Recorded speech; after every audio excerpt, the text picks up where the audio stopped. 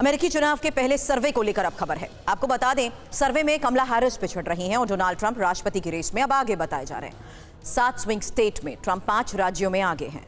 जबकि आपको जानना चाहिए कि किस तरीके से लगातार किए जा रहे सर्वे के आधार पर दावे ये किए जा रहे हैं कि ली एसोसिएट इंटेल ने जो सर्वे किया है उसके आधार पर यह डेटा अब बता रहा है कि कमला हैरिस पिछड़ रही हैं।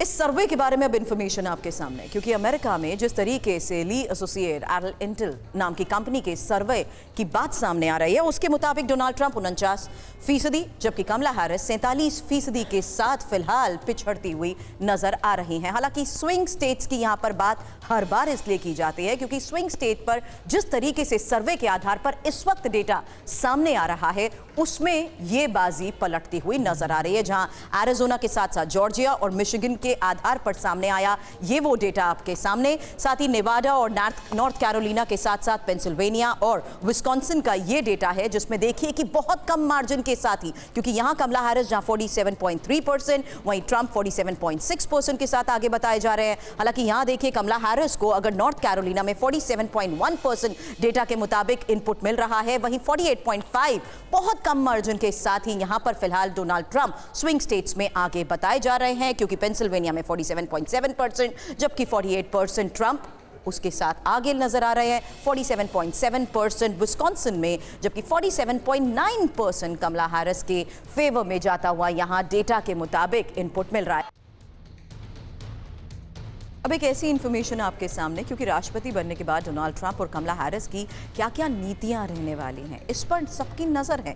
इसी बारे में एक इंफॉर्मेशन आपके सामने रखते हैं, क्योंकि राष्ट्रपति बनने के बाद क्या क्या नीति और निर्णय लिए जा सकते हैं। अगर ट्रंप राष्ट्रपति बने तो चीन के खिलाफ सख्ती को लेकर भी बड़ा फैसला हो सकता है, और अगर कमला राष्ट्रपति बनी तो चीन के साथ बैलेंस बनाए रखने को लेकर उनके रुख की बात कही जा रही है। इसमें इंपॉर्टेंट यह भी है कि अगर ट्रंप राष्ट्रपति बने तो नेटो से निकलने का फैसला भी हो सकता है, और अगर कमला राष्ट्रपति बनी तो नेटो को मजबूत करने के संकेत उनकी तरफ से फिलहाल मिलते नजर आ रहे हैं। जबकि यूक्रेन की मदद जाहिर सी बात है अगर कमला राष्ट्रपति बनती हैं तो जारी रहेगी, जबकि ट्रंप का जो रुख यूक्रेन के प्रति सामने आया है, माना यही जा रहा है कि यूक्रेन को रक्षा मदद में कमी देखने को मिल सकती है। जबकि मध्य पूर्व में नीति में बदलाव के संकेत ट्रंप की बयानबाजी के आधार पर लगाए जा रहे हैं, जबकि मध्य पूर्व की नीति में स्थिरता लाने की कोशिश कमला अगर राष्ट्रपति बनती हैं तो कर सकती हैं। और जिस तरीके से जलवायु परिवर्तन एक महत्वपूर्ण मुद्दा है उस पर ठोस कदम उठाने की बात कमला हैरिस करती आई हैं, और क्लाइमेट पॉलिसी पर क्या असर होगा ये वाकई देखना होगा अगर ट्रंप राष्ट्रपति बनते हैं तो।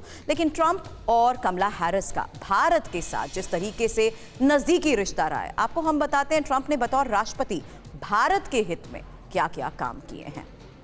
तो भारत के हित में ट्रंप ने, आपको बता दें, एक प्रमुख रक्षा साझेदार के रूप में मान्यता दी है।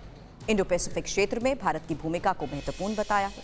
चीन के लिए सख्त रुख से भारत को फायदा, और ट्रंप और मोदी के बीच व्यक्तिगत स्तर पर भी जिस तरीके से मजबूत संबंध रहे हैं उसकी तस्वीर भी दुनिया देख चुकी है, क्योंकि ट्रंप और मोदी ने एक साथ हाउडी मोदी, नमस्ते ट्रंप कार्यक्रम में भी हिस्सा लिया। कश्मीर पर मध्यस्थता की पेशकश भी की थी और भारत ने हालांकि इसे अस्वीकार किया। कोविड-19 के दौरान वैक्सीन सहयोग पर भी दोनों ने मिलकर काम किया है। कमला हैरिस भारतीय मूल की हैं, और अगर कमला राष्ट्रपति बनती हैं तो भारत के हित में वो क्या काम कर सकती हैं ये भी समझना जरूरी है, क्योंकि भारत से संबंध होने से मुद्दों की अच्छी समझ उन्हें हो सकती है। यहां तक कि भारतीय अमेरिकी समुदाय के साथ गहरा जुड़ाव भी संभव है।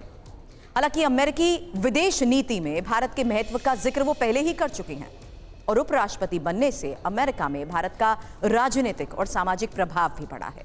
भारत के साथ वैक्सीन कूटनीति पर भी जोर दिया जा चुका है।